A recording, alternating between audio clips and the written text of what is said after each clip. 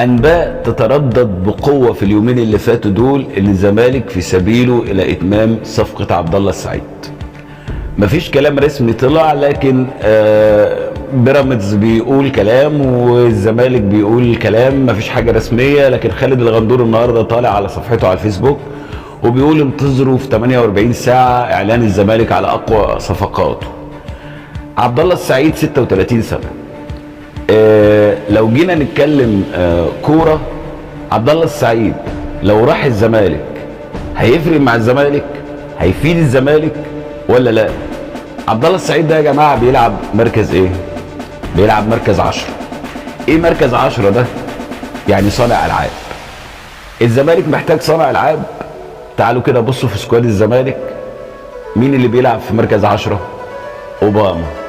اوباما ده صانع العاب؟ لا يا عم، ازاي ده بيلعب في المركز؟ لا، اوباما مش صانع العاب.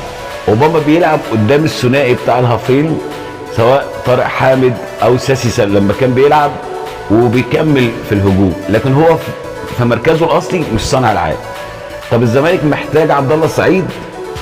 الزمالك محتاج عبد الله السعيد جدا جدا. هتطلع بقى الكلام اللي هو من جانب الاهلاويه لما يطلع يقول لك ده 36 سنه ومشطب كوره ومش هينفع الزمالك في حاجه.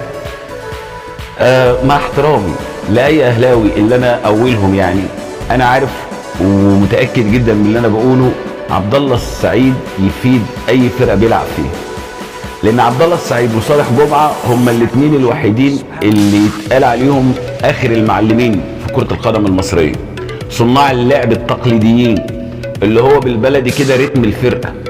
اي فريق بيلعب 4-2-3-1 لازم يكون عنده صانع العاب من طراز خاص. الفرقه الوحيده اللي بشوفها يعني يمكن في الحياه بتلعب من غير ما تحتاج صانع العاب، رغم ان انا شايف انه فارق معاها، هي ليفربول في انجلترا، لان كلوب بيحب يلعب 4-3-3 التقليديه ويطير الجناحين ومش معتمد شويه على صناعه اللعب من تحت، لانه ما عندوش راس حربه اساسي. لكن احنا لو اتكلمنا على عبد الله السعيد، عبد الله السعيد لاعب فعلا من طراز خاص، بيقدر يتحرك في كل المساحات الفاضيه، يقدر بباص سهل وبسيط يوصلك للجول دايركت، يقدر بمنتهى البساطه يربط ما بين الخطوط، عنده قدره رهيبه على رؤيه الملعب وكشف المساحات.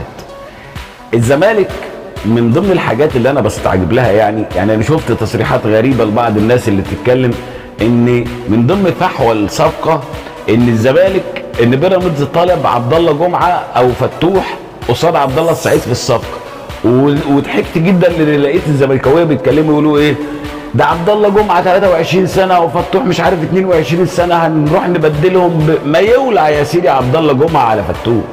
هو انت مش واخد بالك ان لا عبد الله جمعه ولا فتوح باكات شمال اصلا؟ الاثنين جناحات، انت ملزقهم بقى باك شمال، دي بتاعتك انت.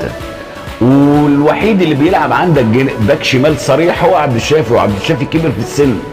وخلي بالكم بقى، تعالى نتكلم كوره، في مراكز في الكوره ما يفرقش فيها السن، زي صانع العاب او راس الحربه وساعات الستوبر، دول ما يفرقش فيهم. انما ما ينفعش تبقى كبير في السن وتلعب جناح، ما ينفعش تبقى كبير في السن وتلعب هاف ديفندر 6 ولا 8 حتى. المراكز اللي زي دي ما ينفعش، لان انت بتاخد الملعب كله. انما صانع الالعاب ده ممكن يلعب على الهادي ويوصلك بكوره زي ما بيعمل صالح جمعه كده اللي بيتدلع ده، وفي نفس الوقت اللي بيلعب راس حربه ده ممكن يفضل قاعد مأنتخ لحد ما يهدي كل نفسه ويبدا يضرب سبرنتات في اخر 18 يارده زي اللي بيتعمل لكريستيانو رونالدو في اخر 5 سنين. فما تقوليش بقى اصل انا هضحي بعبد الله جمعه ولا هضحي بفتوح. يا عم ضحي بالاثنين وادفع عليهم فلوس كمان. بصوا، في حاجه لازم تكون واضحه للكل، الزمالك مع احترامي ليه فريق كبير، بس لازم يتعامل على انه فريق كبير. لو انت هتعيش على الفتات وهتعيش ان انت تخطف دوري كل 7-8 سنين من الاهلي وتبقى فرحان بيه، يبقى اقعد في بيتك واسكت.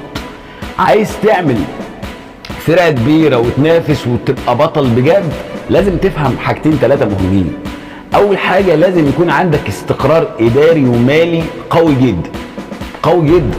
الدنيا ما تقعدش بقى كل شويه تمشي ده وتطلع ده وتمشي ده وتطلع ده، ويجي رئيس نادي وتيجي لجنه ويجي مش عارف ايه، ده كلام اساسي. تاني حاجه ودي الاهم، لازم يكون عندك سكواد قوي جدا. الزمالك مع احترامي ليه من 2002 عمري ما شفت له سكواد قوي قد السنتين اللي فاتوا. والسنتين اللي فاتوا دول مين اللي السبب فيهم؟ اللي انت جبت لاعب زي بن شرقي، جبت لاعب زي زيزو، جبت لاعب زي ساسي اللي مشي، مصطفى محمد ساعه ما كان موجود، طارق حامد في نص الملعب، كان عندك محمود علاء في عز قوته وجنبه الونش، وعندك جنش وابو جبل وعواد. لا ده سكواد العمود الفقري بتاع الفرقه قوي جدا. طيب اقدر انافس الاهلي واكسب بطولات واعمل ازاي؟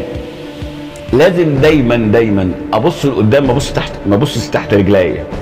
بمعنى ان انا مثلا فرطت في ساسي غصب عني بقى مش بمزاجي، ماشي اوكي، مين بقى اللي يقدر يلعب مكان ساسي؟ انت لحد دلوقتي ما جبتش اي لاعب يلعب المركز ده. ايه قيمه ساسي اللي كانت موجوده في الزمالك؟ انه لعيب بيلعب 8 زي السوليه في الاهلي كده، وفي نفس الوقت عنده القدره الرهيبه انه يلعب ال10 في النص كمان، يعني بالمره يبقى صانع العاب وكمان 8. فكان موفر عليك فكره انك تدور على صانع العاب، وكنت بتخلي اوباما حر وما يلعبش الدور ده بتكتيفه وبتاع. طيب في نفس الوقت انت دلوقتي مشيت ساسي، مين البديل الوحيد اللي موجود؟ هو عبد الله السعيد. ده عبد الله السعيد ده لو جالك، ولازم تبقى يعني كزمالك يبقى فاهم، انت لازم تجيب راس حرب قوي. هتجيب عبد الله السعيد بس؟ لا، لازم تجيب راس حرب قوي جدا زي مصطفى محمد، النوعيه بتاعت مصطفى محمد دي. ولازم تشوف كل النواقص اللي عندك، ان ما ينفعش يبقى عندك 11 لعيب بس هم اللي بيلعبوا في الملعب.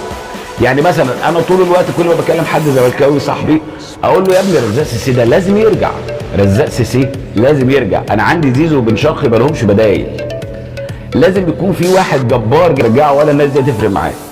نيجي بقى للجماعه اصحابنا اصدقائي واعزائي واحبائي الاهلاويه اللي هم ممكن يبصوا للصفقه دي انها صفقه مش مهمه. لا معلش، عبد الله السعيد صفقه مهمه جدا، واحنا الاهلاويه اكتر ناس نعرف ان عبد الله السعيد ورمضان صبحي ما راحش بالدوري اللي خده من الاهلي ده ويقول كده اتعشت زي ما خالد الغندور طلع بعد 2 سوبر الافريقي والمصري. حاجات انا بشوفها في عرف الكره تفاهات، طالع يقول اتعشت ومش خدنا بطولات وخدنا ايه. الفكر ده لوحده قادر انه يوقعك 100 سنه لقدام. الاهلي واخد 2 تشامبيونز ليج في 10 شهور، والاهلاويه كلهم زعلانين على الدوري، مع انه والله في عرف الكوره ده لا ما يحصلش، حرام يعني. اللعيبه اتهلكت لكن برضه ما بيحبوش يخسروا البطوله. الزمالك لازم يفكر في كده. لو الصفقه دي تمت، وانا بقولها لكم دلوقتي اهو، عبد الله السعيد هيفرق في اداء الزمالك بشكل خرافي. ليه؟ لان عبد الله السعيد مش مجرد صانع لعب بيوصل الكوره، لا ده رتم فرقه. زي ما انا كنت بتكلم على بدر بنون، ما هوش مش فكره ان بدر بنون مدافع كويس ولا وحش، لا ده رتم دفاع، ستايل، منظومه.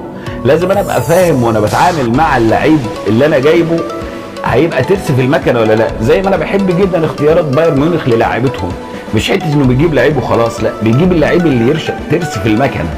عبد الله السعيد لاعب من طراز خاص، بغض النظر عن اختلاف الاهلاويه معاه انه مشي ولا عمل ولا سوى، لكن هيفرق جدا في اداء الزمالك. والصفقه دي لو تمت، افتكروا الكلام ده قدام، هياخد الزمالك لحته تانيه خالص. لو عجبك محتوى الفيديو اشترك في القناه، فعل زر الجرس، واعمل لايك